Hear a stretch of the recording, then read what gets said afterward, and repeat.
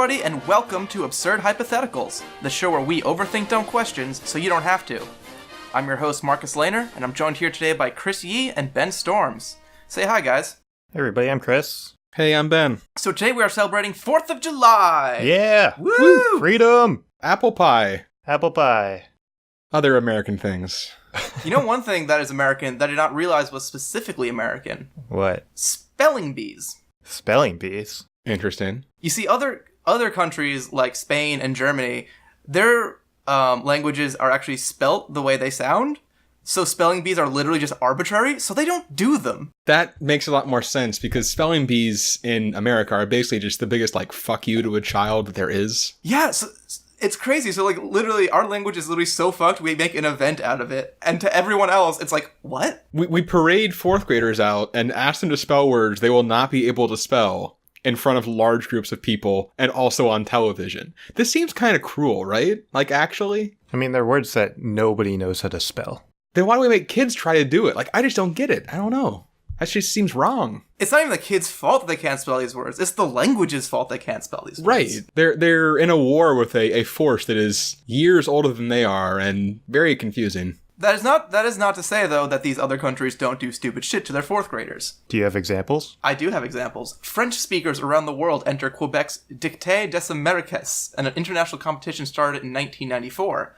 At the finals, they'll hear a passage, composed for the contest by a famous author, read aloud 4 times. Each contestant must scribble down the text of the passage word for word in about an hour. Why? Wait, so the passage is read 4 times, I'm assuming, back to back, and they have to write it down over the next hour? Yeah. How long is this passage? I don't know. It's a really random thing. What if it's a 15-minute long passage and it's read 4 times and that is the hour? Is there writing as it's going? It could be. Is there a baseline for legibility? I don't know, man. This is 3 sentences on a list online. What's the point? How are there judges? I'd imagine so. And how do they judge it? There's no outside links. I have so many questions. There's no outside links to this thing. Fuck, the Wikipedia article's in French. Wait, maybe I can just change the FR in Wikipedia thing to EN and get there. That's not gonna work. I don't think that's how it works. Are you sure? I mean, if the page exists, but isn't there a language thing in the sidebar? Can't you just click on English there? No, okay, so this thing does not even have a Wikipedia page, it appears. Alright, well, whatever the case, that's probably dumber than a spelling bee, so I'll give you that. Alright, we had that one up on Canada. Definitely dumber than a spelling bee. Chinese kids join dictionary contests, where they look up words as fast as they can. Wait. I thought you were going to say they have to provide the definition, but the actual answer is way dumber than that. So I actually looked at this one because I thought this was a little bit ridiculous. So apparently Chinese has a bunch of different dictionaries depending on how you want to look up the word.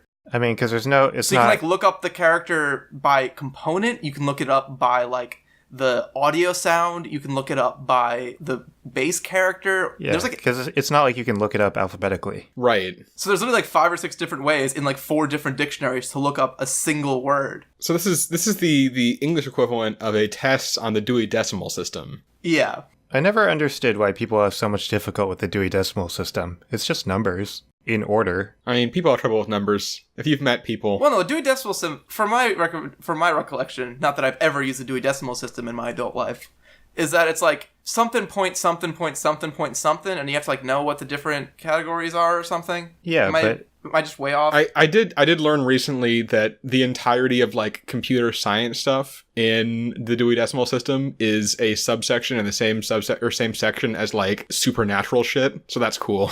Interesting.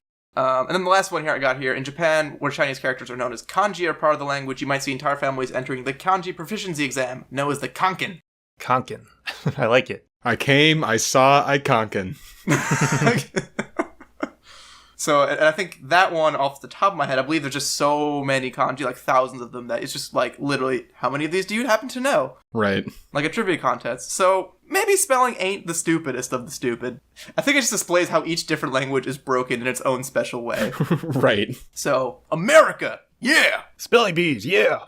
Alright, well, let's get on to what we're here to do today, which is answer hypothetical questions. 4th of July edition! Yay! You seem the most excited, Chris, so I'm gonna let you do the first one. 4th of July! Chris, what if you could perfectly train eagles? So in my research of eagles, we're talking specifically bald eagles, or at least I did. They are the most American of the eagles. Mhm. Yes. Because they're bald? What? Because they're bald? Is that particularly American, being bald? I'll have to do some more research. Hold on. Yeah, so from my research, I found that bald eagles, they have the largest nest of any animal. So their nests can get up to 13 feet deep, which is ridiculous. Wait, Yep. 13 feet? Yeah, 13 feet deep, 8 feet wide, and 2,000 pounds. Actually, so fun thing, I went in a kind of similar direction, I think. And there actually was a bigger one since that one, because I found that one too. The biggest one, as of now, was a pair of bald eagles in Florida that made one that was 20 feet deep, 9 feet 6 inches wide, and just over 4,400 pounds. So big nests. What in the fuck? Yeah, that caught me by surprise. So I wanted to, find a way that I could use this skill. They're obviously good at, building and stuff. So I was thinking maybe they can work in, construction or something. So I started to look up how much bald eagles can carry. The heaviest load recorded of a bald eagle carrying something else is 15 pounds, and it was a mule deer. Whew. Yeah, 15 pounds. But that's the very, very top. Typically, I think it's more accurate is around 8 pounds. Right. And that was that kind of destroyed my theory of them working in construction. Eagles being good at construction. They're not going to carry steel beams and stuff like that. So I was like, okay, what else can they carry? So I was looking at lighter things, and I came across the average weight of a pizza is 2 pounds. A large pizza is just 2 pounds. So that's perfect. So an eagle, if I'm saying they can carry 8 pounds, then they can carry 4 pizzas per eagle. So I was going to start my own pizza delivery company with eagles. Oh, it's so good. Yeah. I love it. It's very good. Because what's more American than pizzas, even though that's Italian, but shut up. Hey, what's also American. New York pizza is better than all those Italian pizzas put together. Yeah. So I wanted to compare this to just a normal delivery service. So I went onto Google Maps, and I found a Domino's that's close to me, and I looked up how long it takes for them to drive to my apartment. And I live right in the city, so I looked up during rush hour, and so it was 4.5 miles away from my apartment. And during rush hour, it takes 30 minutes to drive to my apartment. Wow. Yay, Boston. Not in rush hour, without any traffic, it would take 10 minutes. And that's with Boston streets, so it's not a straight street. They're windy streets. So then I looked at an eagle. An eagle can fly 30 to 40 miles per hour. That's on average. And they can dive at 100 miles per hour, but they're not going to be flying at 100 miles per hour all the time. So I used that would be so awesome, though. Just 0 to 100 eagles. Yeah. So I used the 30 to 40 miles per hour as my baseline. And they don't have to stick to the roads. They can just go do a straight line. So from the Domino's, doing a straight line, it would only be 2 miles. It wouldn't be 4.5 miles. And it would only take 4 minutes. That's compared to 10 minutes. Oh, my God. So 4-minute pizzas. This is brilliant. And then eagles also have very good eyesight. So they could see, if they're high up in the air, they can see the addresses really easily. I was about to ask if you could get the eagles to recognize, teach the eagles to read addresses. Yeah. I mean, I don't know if they're smart enough, but maybe they are. I think they are. I'm going to say they are. I mean, alternately, you could, get the Google Street View and, print it out on a little piece of paper and, give it to the eagle and be like, go to this one. And I feel like the eagle could recognize that from the street. Or you could have the person print out, a symbol on, a piece of paper and then just, hold it up outside or, out their window. Like a balloon, a Pizza Hut balloon. Exactly. Pizza Hut balloon. I like that. You have to go to Pizza Hut the first time, but then they're like, oh, if you want delivery, be sure to grab a balloon on your way out. And you're like, what does that mean? And then you hear the eagle screech from back, and they're like, that's what that means. And you're like, what does that mean? Not actually answer my question. In fact, Yeah. It raised many more questions. Another advantage of eagles is that I live in an apartment building that's really tall. I'm on the 18th floor, and the delivery person always has to take the elevator up, and it's really annoying. But with eagles, they could just deliver it to my window. I just open my window, they come in. Perfect. Toss them a fish as a tip on the way out. And Yeah, and if you happen to have a rat run around your house, you can be like, oh, by the way, free tip right over there. Oh, and you don't have to figure out how much to tip the delivery guy because it's a fucking eagle. It's really nice. It's like, oh, I don't have to worry about giving him, like, is like $5 enough? I don't know. Also, that's an eagle. I'm not going to give him $5. That's crazy. Yeah, on a similar note, no awkward small talk because, once again, eagle. He'll just screech at you. It is going to make the setup for pornos a little more difficult. I mean... That must be the large sausage I ordered. Yeah, so I'd probably stick to pizzas at first just because that seems to be the easiest. But eventually I'd probably branch out to other food. Maybe I would compete with Uber Eats, call it Eagle Eats or something. And yeah, that's basically all I have. That's awesome. I think that would actually would be like really work. I would pay for that service. I mean, I would just pay to get a pizza delivered. I mean, if the means improve, that's good. That's just all gravy. Yeah. So what do you have, Ben? So I also wound up going down the Nest path as well. I guess one quick thing. As I was looking up like facts about eagles, I found this fact that's one of the coolest things I've ever heard about any animal ever. Mostly just because of the way they word it. This is a direct quote from the article I read. Most birds of prey have the habit of glancing over their shoulder just in case another predator is behind them. Not eagles, who are obviously confident enough that nothing would dare to attack them. Which is just such a good statement about anything. Evolutionarily, don't give a fuck. Yeah, just like, nah, I'm good. That's unrelated entirely, but I just thought it was too cool to not share. So like I said, I also went down the nest path. So eagle nests, Ares, as they're called. Ares, ooh, fancy. That's the god of war, love, war. Yeah, war. It is war. Not spelled quite the same, but close actually. Some extra vowels mostly. But they actually sound pretty awesome. So like at the bottom of the bowl, they have this like usually like moss, and the moss apparently. It sounds like the moss, they actually use it as like an insect repellent. Apparently the moss they use a lot is like one that like repels insects. Oh man, I wish I could make like anti-mosquito moss. Right, that sounds shit all over my great, yard. Yeah. And then they'll put like their own like down feathers down in there and make it nice and soft and cozy for the eggs. So I was thinking that, this actually sounds pretty awesome. It's just like a place to like hang out or sleep or whatever. So I was thinking, how do you take advantage of this? My first thought was to be altruistic and do like quick shelters for like homeless people or refugees or stuff. But one, that's very not in the character of us on this podcast. And also, I realized that actually doesn't really make sense because the initial build time is like 1 to 3 months for one of these. And so that's not really all that practical for like quick structures. And they don't really actually give like shelter from the elements all that well. So it's not, that's kind of the most important part with something like that. So yeah, like the top is open, right? Right, yeah, exactly. So you got some kind of issues there. I mean, you could sew together some like Burger King bags and like make a roof. Yeah, but it's more fun to think of other things to do. So my second thought... Of all the things you would choose, why Burger King bags? They're definitely the best. It's the right choice. There might be one standing like in the corner of my room right now, and I didn't have Burger King. I'm not embarrassed. So my next thought was just make like a bitch and treehouse compound for myself, which is not the answer I'm going to go into in detail here, but rest assured that if I had this ability, I would totally do that. I was considering that. Yeah. So that's going to happen, but that's not where I'm going to, go with in this answer. So what I realized is that you could make a pretty sick hotel. So you just get to like a forested area, and every room is an airy. It's probably like single or double occupancy based on the size of the area, You can either just sleep right down in there in the moss and the down if you want to. Maybe throw a blanket over yourself, or like bring a sleeping bag or whatever if you feel more comfortable with that. I figure that like around the areas you're gonna have some like walkways and ladders and stuff to help people get around because like they're gonna be just up in the trees, But, the Eagles would obviously do the brunt of the construction, but you probably get some actual, like, human crews in there as well for that sort of stuff. Would you have, like, bridges connecting them to create, like, a tree village? Pretty much, yeah. That's kind of what I'm seeing. And then you might have some more, like, if you have, like, the hotel bar, you're probably going to have that down, like, in a structure on the ground or, like, up in the trees or whatever. But that may not be, like, an area itself. You might be able to pull that off, but, I think you might as well have, like, a couple next to each other that, like, one is where you store your stuff and one is where you sleep.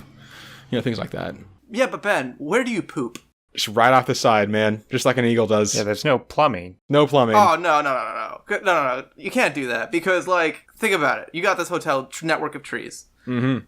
Primarily, it's not going to be all trees connected. So you're going to go down to the ground floor to traverse, horizontally. I see what you're saying here. I see the issue you're raising.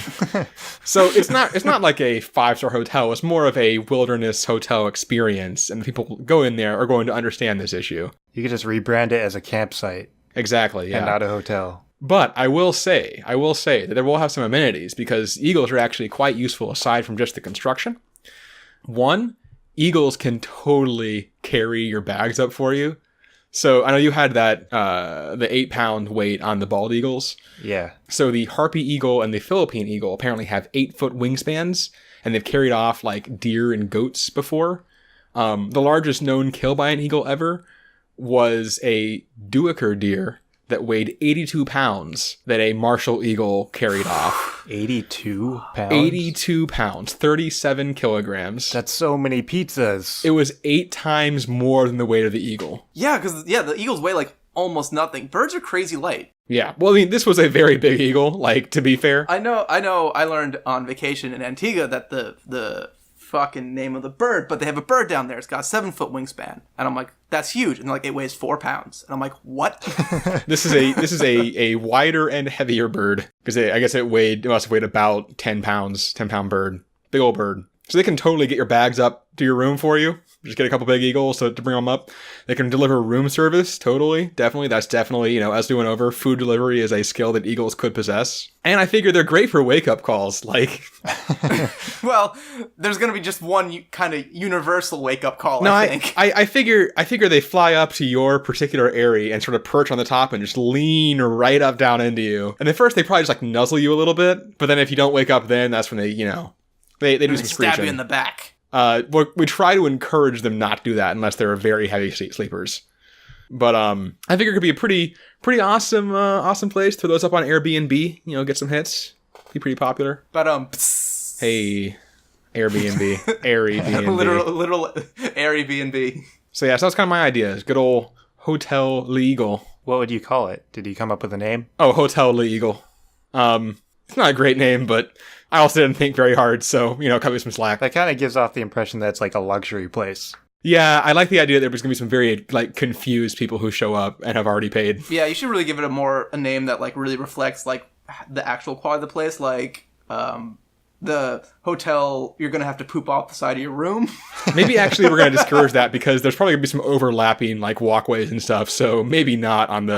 Hotel, please don't poop? Yeah, hotel, hold don't it in, or...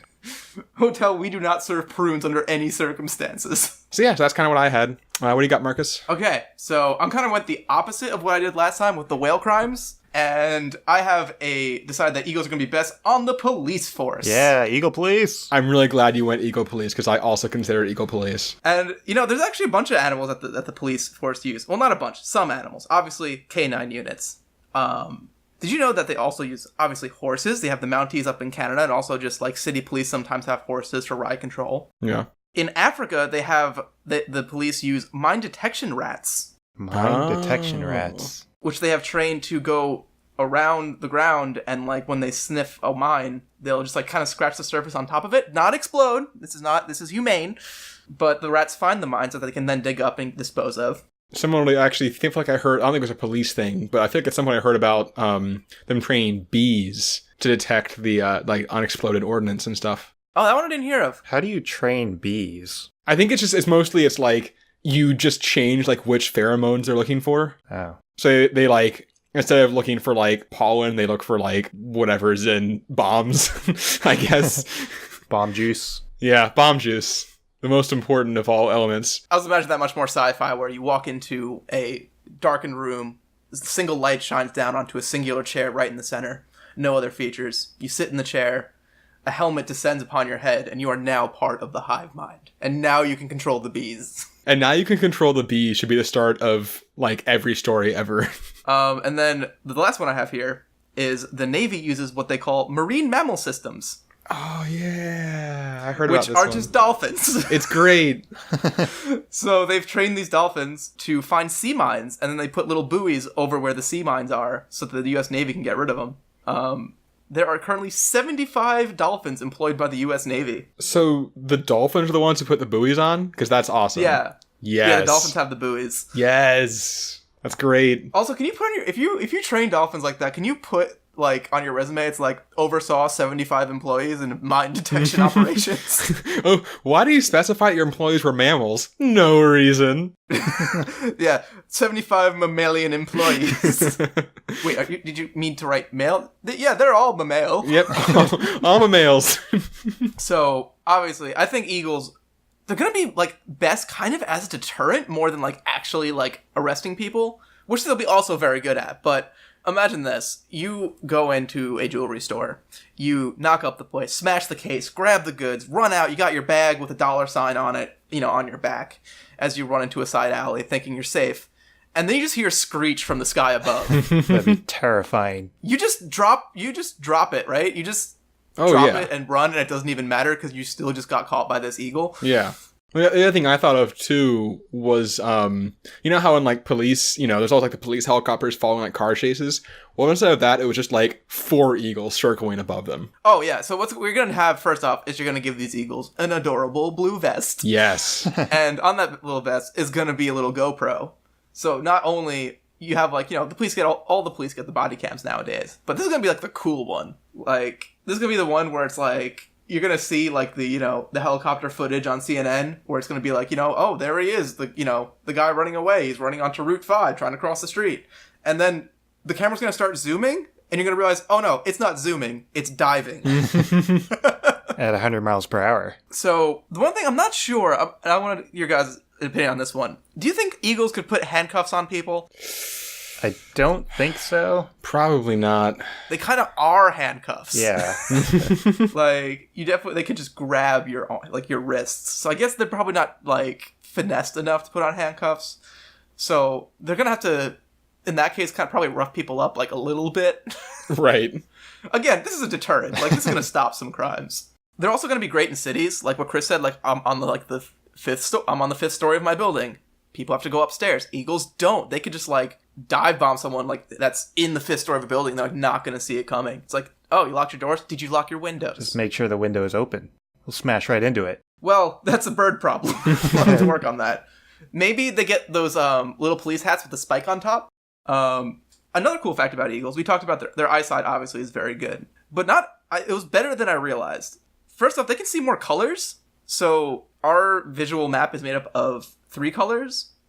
Eagles can see 5, which is just also a cool fact I wanted to mention. Cool. Yeah, I think I saw that one too, and it was pretty awesome. But something good for police that I think is specific to eagles is that they can also see UV light.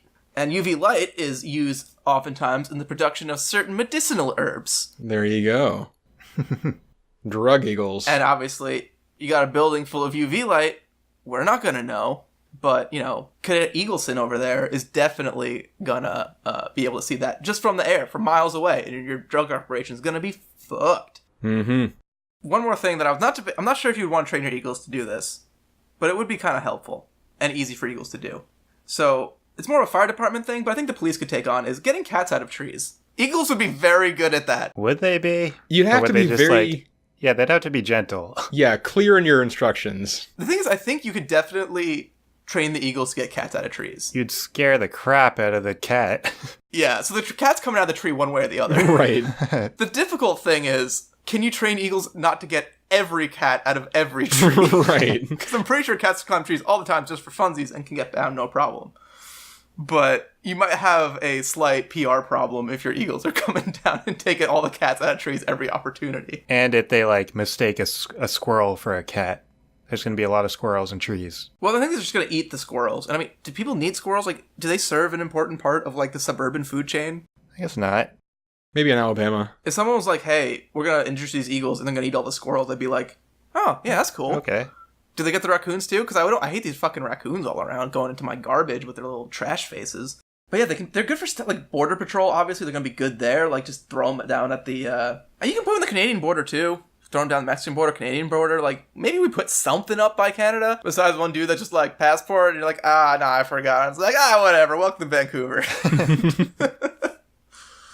Which is kind of how they do it. I think my favorite was we were on a tour up by Vancouver, right by the Alaska-Canadian border. And the tour went on a road that crossed over into Canada. And so, I mean, you're on a tour bus, so there's maybe it's reasonable. But we came back on the bus, and the guy's like, passports. and the bus drivers like showed them specifically their passport, and then the guy just looks at the bus. He's like, "Yeah, come on in."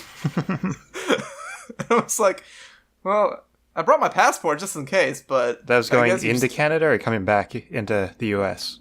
Back into the U.S. Going into Canada, I don't even think they checked. So yeah, it was kind of a loose border. But maybe if there was an eagle there, that could Check passports. Yeah, from very far away. From very far away. Well, problem is eagles can't read, and I don't look anything like my passport photo, so I might get attacked. But they can look like they're reading it and scare the person into telling the truth. Yeah. Exactly. If you're going to resist eagle questioning, you're probably telling the truth. Eagle questioning. Eagle question, where they just screech at you and you just blabber, you just confess. Yeah, I think you just confess at the eagle. Exactly. I don't have a good name for the Eagle Police Force. I really wanted to get to a point with the K9 unit is a really good name. Yeah, I've always been impressed with that someone came up with that, and it's very good. The closest I got is the L unit, because then they'd be L Eagles or Legals, which I thought was cool. So Legals is the best name I got, or Legal Eagles, whatever you want to call them. But if you guys have any ideas for bird names, I would love to hear them. The Squawk Squad. Squawk Squad.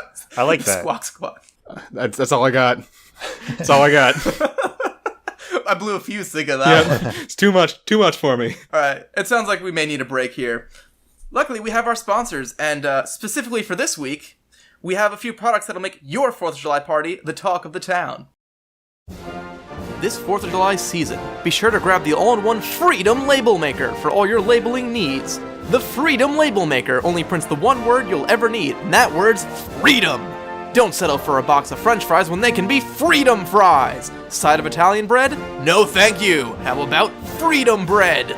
Learning about the Spanish Inquisition? Not anymore. It's the Freedom Inquisition. The Freedom Label Maker can print in any color, red, white, or blue.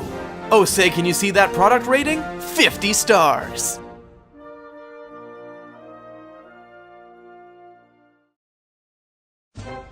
When I think of Independence Day, I think of grilling and then watching fireworks. But what if you could do both at the same time? Introducing an amazing new food entertainment innovation, the Firewurst. Simply slot in a hot dog or sausage and light the fuse, then watch in awe as your dinner shoots off into the sky and the engine gives the sausage a deliciously charred exterior. Just be ready with a bun when it comes back down. Available in charcoal, hickory, or maple flavors.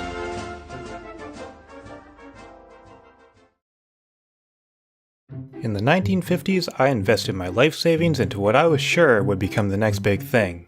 3D glasses. Red on one eye, blue on the other, and flimsy paper holding it together. The two colors mix to form a breathtaking simulation of the third dimension. I bought a whole warehouse of them. And now I'm stuck with them. But the 4th of July is coming, and that means it's time to recoup my losses. What do 3D glasses have to do with the 4th of July? What a great question. Introducing Freedom Sunglasses. We all know the sun is a hassle during the summer, but why wear normal sunglasses when you can show your patriotism by sporting our national colors right on your eyes? So as you enjoy your fireworks and barbecues, remember to pick up your very own copy, because the third dimension is freedom.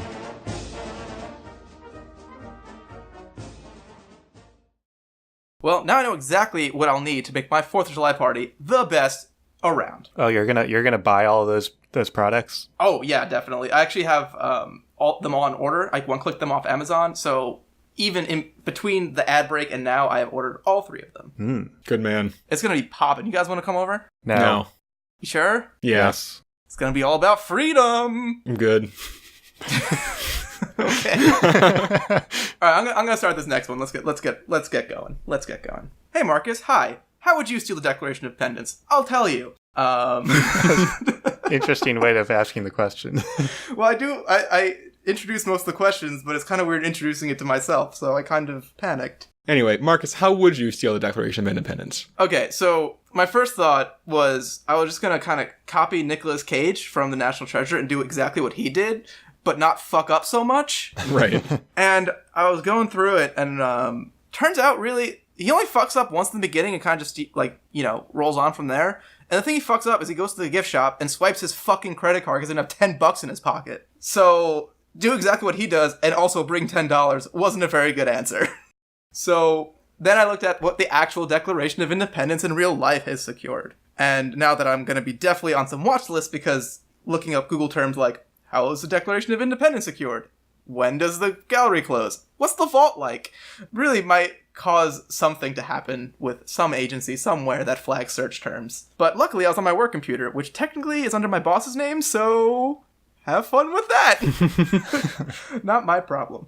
And it's sort of your problem. Anyhow, the Declaration of Independence is held in the National Archives and is on display every day except for Christmas. In the National Archive, there is live security, security cams, guards, and at night, it descends on a track into a 55-ton steel and concrete underground vault.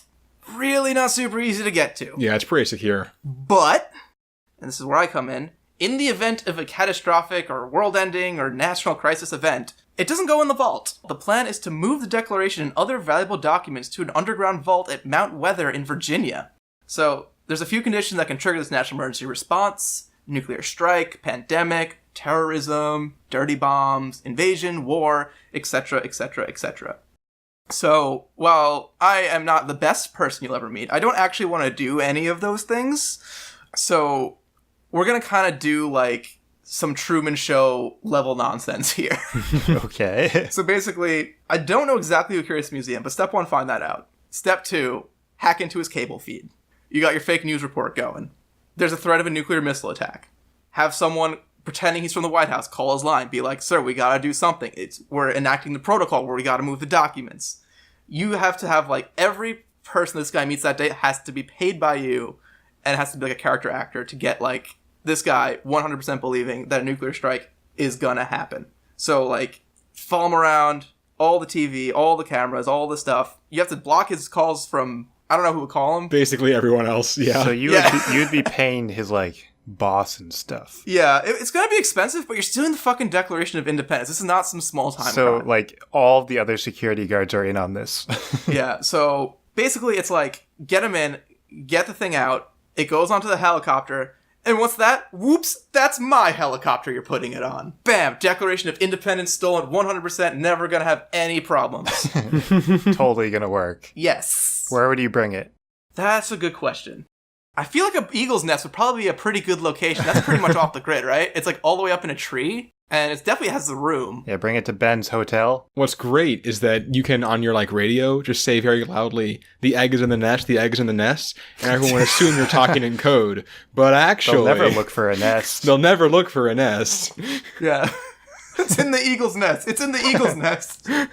That's going to be like my tongue-in-cheek, like, serial murder, like, "Oh, look how smart I am and arrogant that I'm going to give you clues." Exactly. So I think that's how I would steal it in real life. But I didn't want to abandon the Nicolas Cage 100%, so I kind of got a double answer, if you'll forgive me. So, obviously, Nicolas Cage from The National Treasure fucked it up. He did pretty good. He got the Declaration, but he kind of fucked it up. So my thought was, are there other Nicolas Cages that would do a better job? Like, other characters that he played? Yeah, other characters that Nicolas Cage has played that would do a better job. And the one I think would be good is Ghost Rider. Ghost Rider. So obviously he has the escape vehicle planned. He's just going to be able to escape. He can shoot, like, hellfire, which I'm not exactly sure how hot it is, but I hope it's hot enough to melt the vault. If not, we're going to run into a problem because, I swear this on the Wikipedia page, Ghost Rider can only press 25 tons, so he cannot take out the 55-ton vault. So Ghost Rider, in all his powers, is not strong enough to steal the Declaration of Independence. They have that information. I swear to God, it was also just like a sideline. Like, oh, by the way, he can bench press 25 tons. Ghost Rider, do you even lift, bro? Like, this is actually an upcoming role, but this one person could lift 55 tons. In the upcoming animated movie, Teen Titans Go! To the movies, Nicolas Cage is playing none other than Mr. Superman. that is the greatest casting of all time. Actually, wait, funny story. There was going to be a live-action Superman movie back in, like, I don't remember when it was, that Nick Cage was going to be Superman. I think it actually was really? partially filmed. I think there actually exists film of this. Yeah, I remember hearing this. Oh my God. Yeah. So does he have like a Superman complex? Does Nicolas Cage secretly want, or less secretly, I guess, want to be Superman? I mean, doesn't everyone? Yeah, like, do you not? I don't know. I prefer to have more character development than Superman. Heyo. Also, apparently you can't have a mustache, so. Ooh, yeah, that's no good. Well, I think it would just catch fire when you shoot your laser beam eyes. Why, are you shooting your laser beam eyes down your nose? What? Well, I mean, I feel like they're close. Like, They're very hot, the laser beam eyes. But your mustache is basically the same distance as your hair. Well, he also has like a very short hairdo and a big forehead. That's why he like swirl, like he's got like a little swirl at the top, right? So he like keeps it elevated. It's to keep it away from the heat ray. Keep it out. That's good thinking. That's the purpose of that. So I mean, if you have Superman on your side, like he could just ask for it. Yeah, they'll give it to him. Like Nicolas Cage comes in, descends from the sky, smashing through the National Archives, and he would just be like, "I'm here to steal the Declaration of Independence," and they'd be like, "Oh fuck, that's Superman." Also, it looks a little bit like Nicolas Cage, which is weird. But hey, Superman, here you go. Thanks for saving the Declaration of Independence from what I assume is going to be some kind of attack. I doubt the animated version of Superman looks like Nick Cage. But would the real life version of the animated version of Superman played by Nicolas Cage look like Nicolas Cage? Maybe. See, not so clear cut. Yeah, anymore. not so clear cut. I guess you're Not right. so clear cut is the best way to describe that. Also, Nicolas Cage won't be wearing his glasses, so you can't tell it's him. Perfect. So those are my two foolproof ways to steal the Declaration of Independence for all you people who might need it. I like it. I think you'd get it successfully with your second answer, not your first answer. It would take some doing. Like, you might need Ferris Bueller's help on that one. Chris, well, tell me if you're gonna talk smack like that. What do you got on your answer? I have a much better plan. So, in researching this, like Marcus said, it's kept in the National Archives building, specifically in the rotunda section of the building, and it's kept with the Constitution, the Bill of Rights, and it's just like out in the open for people to see during the day.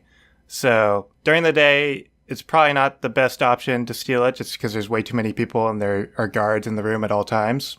And also, like Marcus said, they lower it down into a vault at night, and that's pretty much every night, unless the disaster thing. But I also found another instance where they don't lower it down, and that's when they have sleepovers. What? Apparently, the National Archives building has a sleepover program for kids you can sign up for. And yeah, you just bring like a bunch of kids from ages like 9 to 12, and they sleep overnight in the National Archives building, and they sleep specifically in the room with the Declaration of Independence. Oh, man. So they don't lower it down. Okay, step one, you're there. You're in. Yes, so step one is to recruit a bunch of kids. And you're saying my answer's bad. And your step one is recruit children. Yeah, I mean, you would pay them. They would get a cut. Yeah, but Chris, can you give them a future? So once you're in, one of the problems is that there are cameras in the room. And for this, I was thinking, I don't know if any of you have seen Mission Impossible 3, but there's a scene in that movie where he climbs the wall of the Vatican, and there's a camera on top, and he takes a picture from the view of the camera, prints it out, and puts it in front of the camera. Yeah. So I would basically do that. The problem is they don't allow cameras in the building, so it would just get confiscated. If you say a kid's got to put a camera up his butt, I'm going to yell at you. No, that's not my answer. Chris has to put a camera up his butt. Chris isn't there. He's not part of the sleepover. They didn't invite him. Yeah, I'm not popular enough. Oh, sorry, Chris. Does cooties count as a pandemic? So to get around this, my plan would require 2 sleepovers. So the first one would be me taking a picture with my phone, because it'll let your phone in. So the first sleepover would just be like a recon mission sort of thing. And after the first sleepover, I would go home, print them out, and the second sleepover I'd have printouts. And I would cover up all the cameras. That problem solved. The guards, I don't think they have guards standing there all night. I think they just pop in every once in a while. So the guards wouldn't really be an issue. And then the last issue is the display box getting through the glass. Now, I don't really know exactly what type of glass they have, but It's bulletproof. It's very bulletproof. So you can't shoot it. I'm gonna assume that my plan is gonna work. I don't know if it actually would. Otherwise known as the tagline of this podcast. So I was looking at different ways to cut glass, and there is like a glass cutter, like a device made specifically for cutting glass, but this would probably get confiscated. It's not that big and it's kind of easy to hide, but I wouldn't really want to risk it, and it sort of makes... Is that the thing that's like a clamp and it's got like 2 circles on it that score the glass until It's basically like an X-Acto knife, but instead of a blade, it has like a little wheel on the end, and it scores the glass. It doesn't actually cut it, it scores it, and then you can like break it on the score. Right. But instead of this, I was thinking of breaking the glass using thermal shock. So if you don't know what thermal shock is, it's basically when you have like ice cubes and you throw them in hot water and they crack That's what thermal shock is. It's expanding at a different rate, so it cracks. And you can actually control thermal shock. So if you direct heat into like one specific spot, then you can control where the crack is. So to do this, you need two things. You need a nichrome wire and you need a battery. So for the battery part, I think you need like 12 to 16 volts and like 3 to 6 amps. And there aren't very many like iPhone portable batteries that reach this high, but there are some. All you need is one. Yeah, so you'll find one of these, and they'll let this into the building because they actually specifically said on the website that this room doesn't have outlets, so they'll let you take this in just to charge your phone. Ah. So once you have this and the wire, you would line the edge of the glass with the wire, hook up the battery to it, the wire would heat up in a very specific location, and you would crack the glass on the edges. Cool. And then you just take out the glass, and I'm going to assume they probably do have alarm systems and like... Yeah, I'm going to say maybe. At this point, an alarm might go off. Like a motion detector or something. I'm going to assume they don't because I didn't want to research on that. I got a little uncomfortable researching stuff like that. But once you're in, you just take the Declaration of Independence. And the key part is you don't want them to notice right away. It's okay if they notice eventually, but you want to fool them long enough for you to get away. So you want to replace it with something. So before you do any of this, you're going to go to a gift shop. And like Marcus mentioned, they sell a full-size reproduction of the Declaration of Independence for $10. So you got to bring $10. Cash. Not credit card, cash. All right, what's my shopping list? I need $10, 35 children. I need a battery. I need wire, a camera, and a wire. Well, I guess a camera's a separate trip. I think that's all you need, right? So, and one more thing, because you need to put the glass back. So once you put the reproduction back, once you replace the Declaration of Independence, you put the glass back and you superglue it. So superglue is the last item. Ah, yes, the very subtle and not at all noticeable. Yes, I mean, they'll notice eventually, but they might not notice right away. So you'll be able to get out of the building, I think, before they notice anything's wrong. You just have to make sure to take the pictures off the cameras before you leave, but that's easy enough. And then you have the Declaration of Independence. All right. I don't know if that has a better or worse chance than my answer, but that sounds a little worse than mine, I think. Well, let's let me give an answer before we decide whose is worse, because it's probably mine. So first off, of course, as you know, we all did, I was thinking about National Treasure as I answered this question. And one quick bit of bad news. So it turns out in an interviewer once asked Nicolas Cage if he ever actually stole the Declaration of Independence, and 2, if he thought he'd be able to if he had to which he answered no and no. So if Nicolas Cage can't do it, I feel like it's a pretty tough job. So I don't know what hope we have. Yeah, virtually impossible. So Ben's answer is just, I wouldn't, because I can't. Right. You know, like that's pretty, we got to sort of grade on a curve here because like I expected him to be able to do it. So if he can't, I don't know. So I went down a similar path to Marcus, kind of. Well, I guess first off, I realized that, much like Chris, I realized you're going to have to replace it. But I don't think that a replacement that's just like the replica that you buy at the gift shop is going to be quite good enough.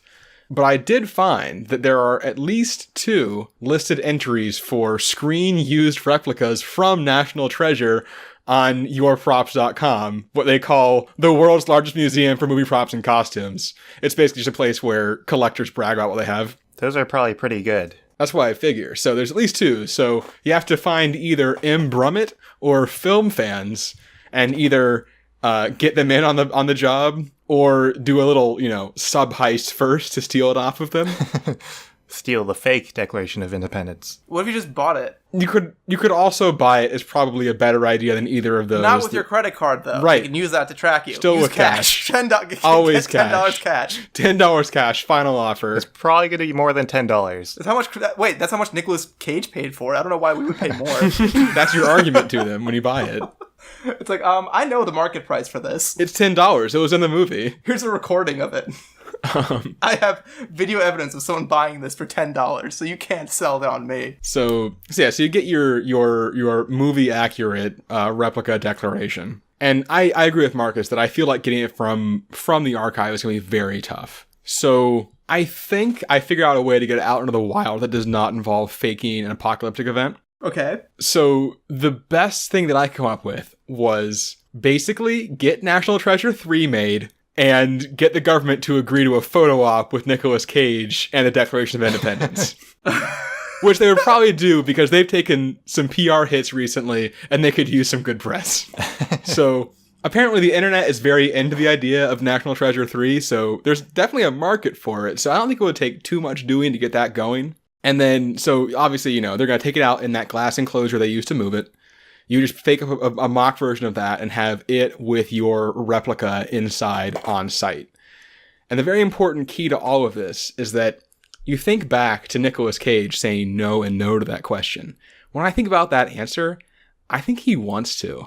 I think we can get Nick Cage in on this plan. I think when you have to look at his eyes in there. Video. Nicolas Cage, he is a driven man. He is a little bit crazy, I think. Just a little bit. A little bit. Tiny bit. I mean, you can always threaten him with bees. I think he would do it. I think he would do it if you asked him. If you had a good plan. If you asked nicely. If you said please. Exactly. So you have this photo op, they have the Declaration there, and you got to get Nick Cage to have a distraction. So I was thinking, I didn't really think go too far on this, maybe like choke on a chicken bone, I don't know, but something where it looks like he's in peril, because... Like bees. Like bees, it could be bees. You threw a beehive onto the stage. We know that he's not a fan of bees. And once again, the government has taken some real PR hits. If they were like hosting an event and Nicolas Cage died at that event, that would be a real bad look for them. So they're going to try really hard.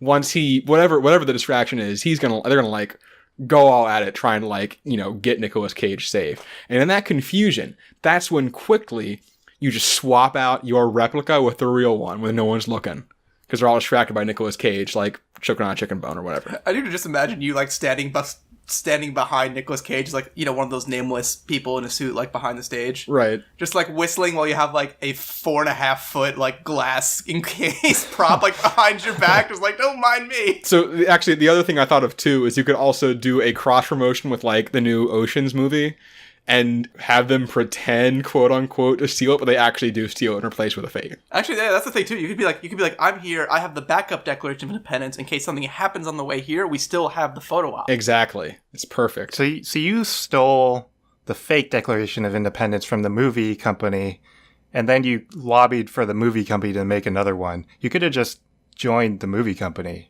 I mean, that would be a way to get through. You know how hard it is to get a job in movies nowadays? That's true. It's very tricky. I mean, it's harder than stealing Declaration of Independence, probably. So that's my plan.